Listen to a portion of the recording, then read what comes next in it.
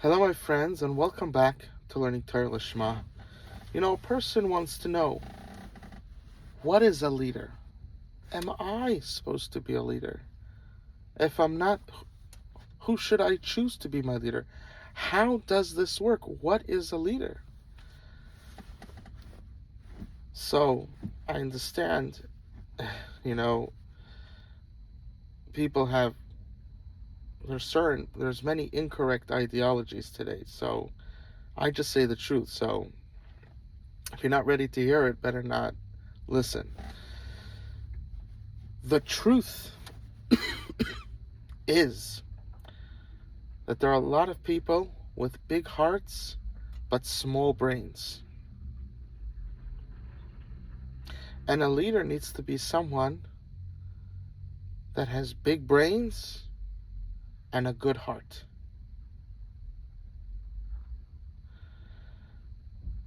They're the ones that need to be the CEO. They need to direct people in using their abilities, which one of them is their emotion. Because they could direct it in the correct way. Let me just give an example of today. Tucker Carlson, when he was part of the of Fox, you understand? When he was part of the media, they, you know, they they they they kept him using his abilities in the areas where it's supposed to be, and he was terrific. But when he had no more guardrails, now all of a sudden he is getting an awful lot wrong. Even before he was getting a lot of things wrong, right? But now it's just even more. It's like radically wrong. It's almost like he's doing it on purpose. You understand? So you see, Candace Owens, she never had it right. There was no way to control that bitch. You understand? but uh, but uh, but you see that most people, they need the person with the big brain and the good heart to direct their abilities. And the people with the big heart and the small brain, they need to know that they need to be the workers. They need to be under the CEO. They need to be run by the CEO. They need to know that. And, this is what the Mishnah tells us. Eizhu chacham hamakir es. Who is the wise person? In Judaism, being wise is not just IQ, but it's Eizhu chacham hamakir es.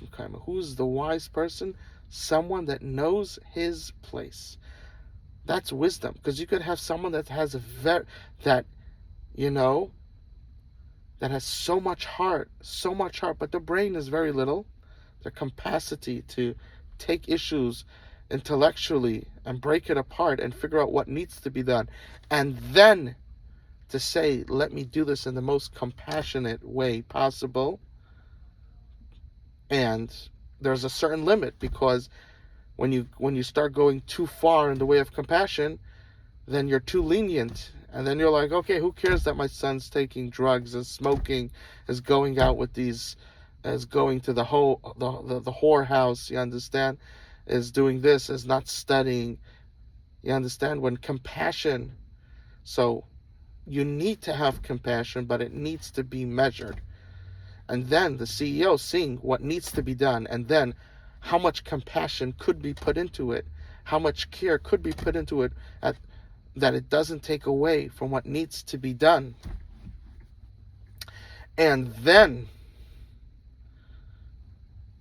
gives that plan out to the people to do, to Tucker Carlson to do, for instance. And now they're doing it according to this plan that the smart person who has a good heart put together. Then there's big success. But when you have the big heart and the small brain, then what happens is the compassion becomes so high, you're like, no discipline, and the child just goes off the rockers. Now, right? Today people can only, a lot of people, outside of the Orthodox world, people are having, let's say, one or two, maybe three children. One today is already something big. In the Jewish world, you're having an average of 6, 7 kids. You understand? People are even having more than 10. So, of course, in a healthy way, they get married very young, so there's more years to have kids. And today, Hashem realizes that there's many issues in the shidduch system. So he's making people have twins, a lot of twins today, and also we're starting to see triplets. You understand? And that's all part of the Gula, of the redemption coming, because each soul needs to have a chance to make it. And not just that, the souls that need fixing, they need to come back down. So Hashem is trying to help everybody, you understand? But this way of that shidduchim are taking place in the Jewish world is not conducive to that, and is preventing the Gula. You understand? Talking about people going off the derech, if the Gula came, all that would go away. You understand? So that should be a priority, is bringing the Gula. So, and I know people claim that they are trying to bring it, but claiming is not enough. You have to look into your actions. Are your actions causing that or not? You understand? Or causing it not to happen. You have to be honest, which is not so easy for people to do today. So,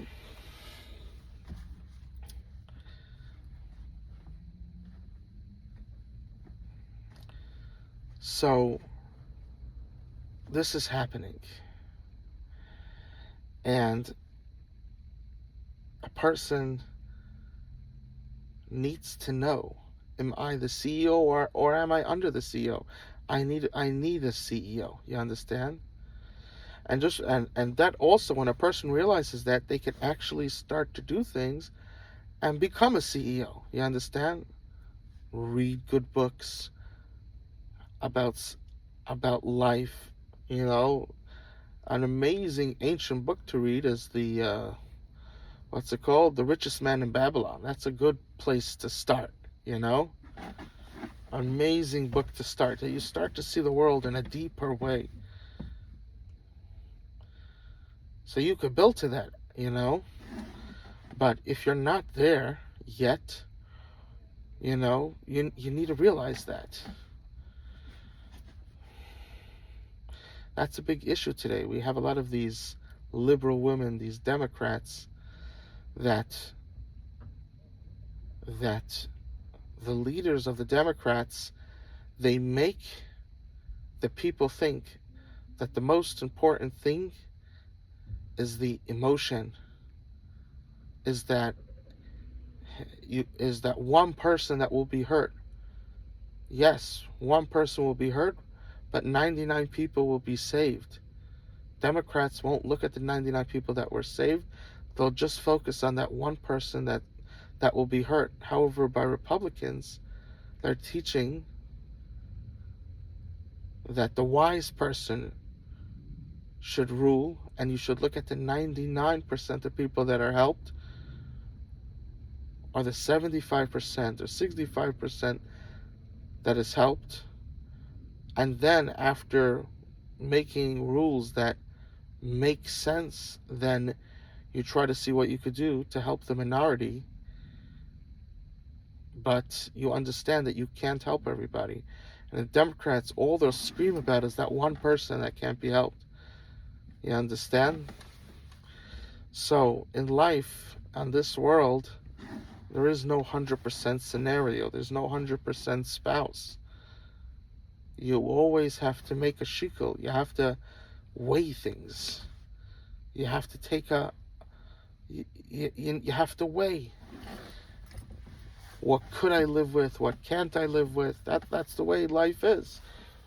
What could the country thrive with? What can't it?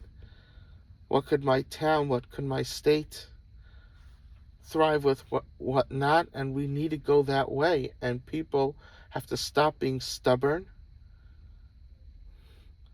and letting the Democrats brainwash them, and they need to change, because this way we'll be successful, we'll get out of bankruptcy, and the other way we'll just continue with the bankruptcy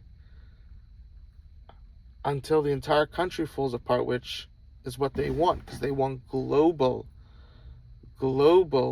They don't want an America. They don't want a China. They don't want Russia. They don't want England. They don't want France. They want a global. That's what they're always talking about, these globalists, you understand? A global law, a global.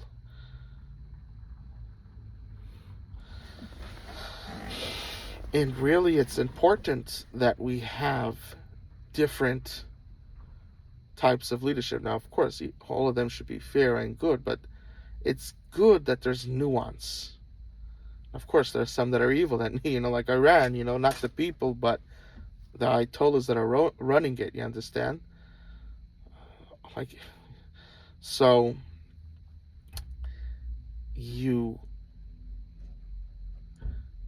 it's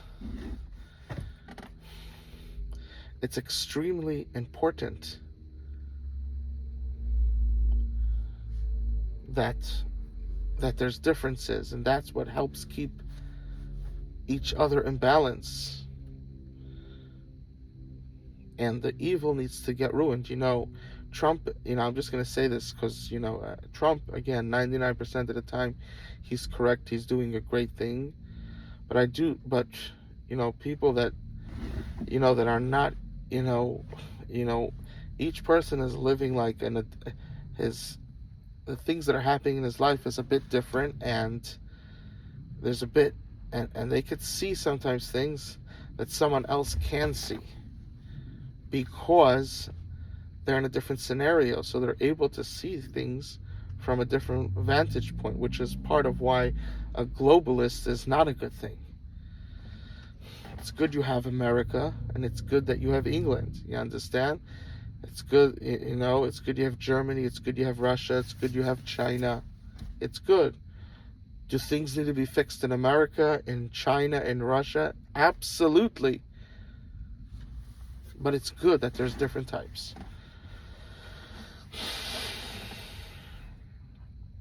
Different cultures, it's good. It's good.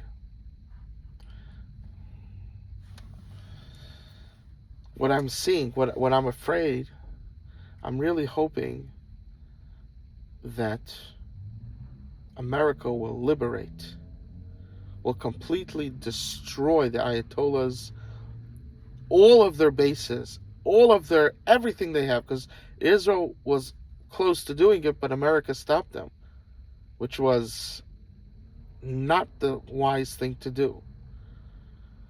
But I'm hoping that America, which is being run by Trump right now, will fix the mistake and now go in and completely destroy the Ayatollahs and kick the 20% that have become radical Muslims out of Iran, and let the 80% that is normal and good people, the Iranian people, not the crazy Muslim radicals, but rather the regular Iranian people, go back to normalcy, help them. You understand? Get back to normalcy.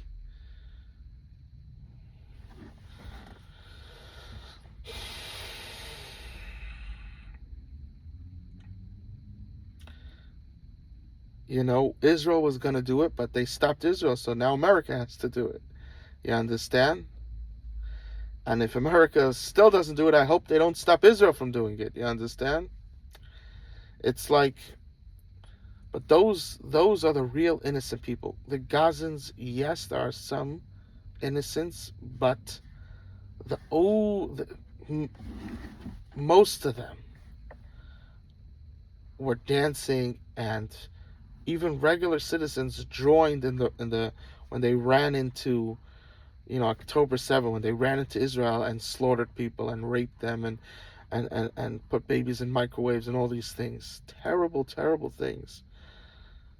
The people, a lot of the regular people joined them, and when they came back with the women that they captured, how they were, the whole place, it was like Lag BaOmer for them. You understand? It was like the biggest holiday in their entire life. They captured a few women and raped them. They captured some men and did who knows with them and beat them and did terrible things. That was the biggest happiness that they ever experienced. That was their bliss. That was Gaza people. Iran is the opposite. The people there, they hate Muslims. They hate, even more so, radical Muslims. They hate the regime, but they're being forced. Look what happens when they say anything, how they're mowed over, how you need the president to threaten to stop them from just killing endless amounts of people. They don't care. There's like 80 million people there. So they don't care to kill out 1 million people and get back control. You understand? They'll do it in a heartbeat. They'll kill 1 million people. Not just kill them, but torture them to death. Rape the women. They don't care. In the Quran, if you're not an Arab, then you're like a dog. Judaism doesn't say that. I know people keep saying that Judaism doesn't say that. Judaism says a Jew is a Jew, and someone that's not a Jew is not a Jew. A Jew has 613 laws. A person that's a non-Jew has 7 laws. Each one goes to heaven. That's what Judaism says. It doesn't say because you're a non-Jew, you're nothing, you're an animal, that's it. That's what Muslims hold. You understand? That's the ideology of Muslims. That if you're not a Muslim, then you're like a horse that could be, they have cohabitation with horse, these Muslim men. They look at you like a horse. There's no reason. It's not for naught that they use that expression. Horses and donkeys, They look at you like a horse, like a donkey, and they can do whatever they want with you. You don't have a right to marriage because you're not a Muslim. They don't even look at you like a prostitute. They look at you like an animal. That's their ideology.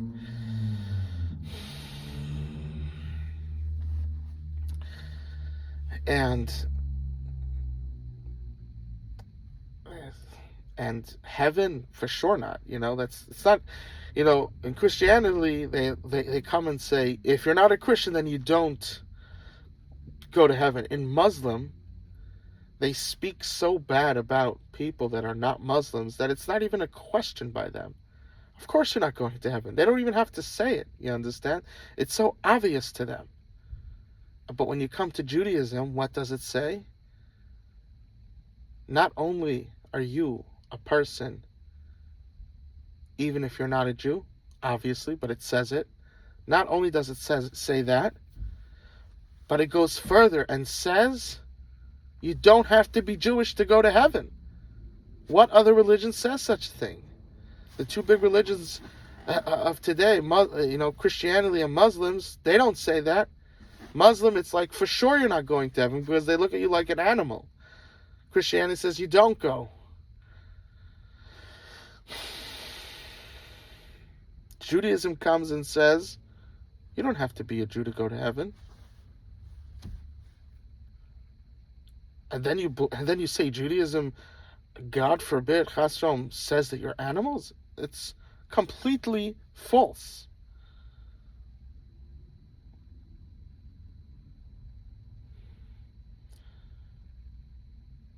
There is a scenario where Jews and non-Jews alike, that the Gemara says you could be compared to an animal, and that would be acting like Muslims, raping women in front of their husbands, raping their daughters in front of the family, burning babies alive, putting them in microwaves. When you do acts like that, then the Talmud, the Gemara says, that's when in God's eyes you look like an animal. But you don't get the benefit of an animal. An animal, when it kills, it doesn't go to hell. A human being, when he kills, he goes to hell. So what happens is, according to Jewish law and Jewish ideology, is that when a person acts in an extreme evil way, like the way the Muslims act, these radical Muslims on October 7th acted, then what happens is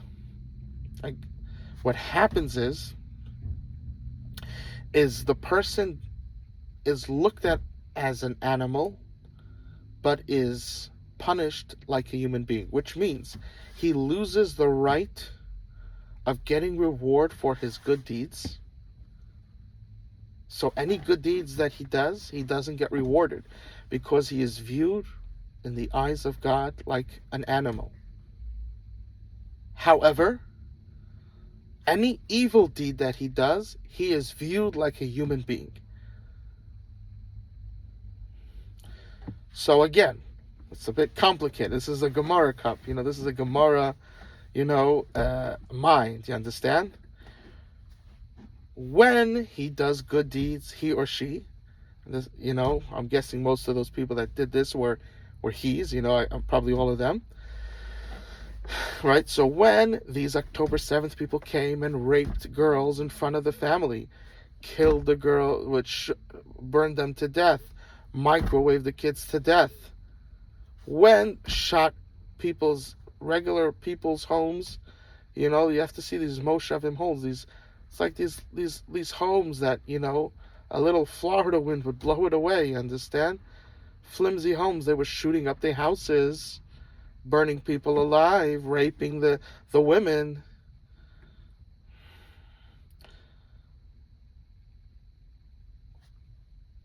When you do acts like that, what happens is all the good deeds you do, you do not get rewarded, because you're looked at, God looks at you like an animal. But when it comes now, after you did October 7th, let's say now you do another evil thing, right? They took hostages, right? You rape one of the women again, right? There's women that were impregnated and now their babies are somewhere in Hamas. You understand? You do another evil action.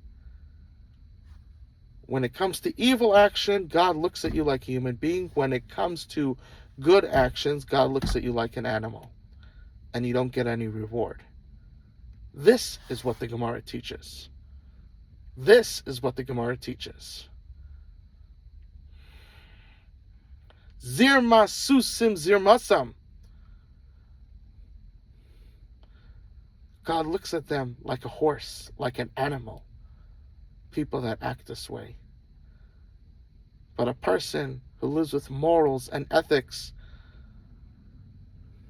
who cares about people, doesn't do these violent acts,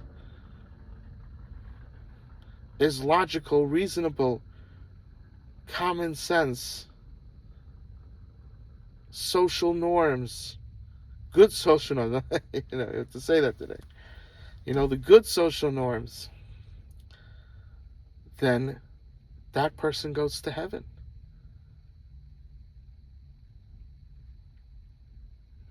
Right? Look at Tosfos over there. Right? Tosfos expounds on what it says, explaining it, because it says something, but it doesn't qualify it. And Tosfos goes to explain it. Look at the Rishonim. Exactly what I said now is what they say. And that is the understanding in Judaism. That is the understanding.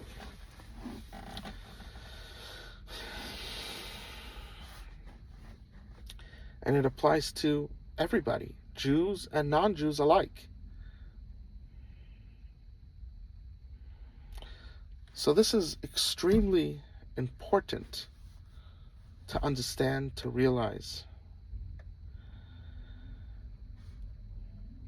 People need hamakeres mekaimai, someone who recognizes their place. That's the wise person. Not because you have a 200 IQ. You could have someone with a 200 IQ but doesn't realize his place, and he's considered stupid, and he just causes damage because he doesn't realize his place. And then you could have someone with 100 IQ, 120 IQ, and he realizes his place, and all he causes in life is just good, is just goodness. You see the difference? You see the difference, Kinderlach. Mein heilige Kinderlach, my holy children, do you see the difference? Do you see the difference? May we all find Hashem and the true way of life, and stop ruining our lives with our ego, our pride, with our stubbornness, with our nonsense, and let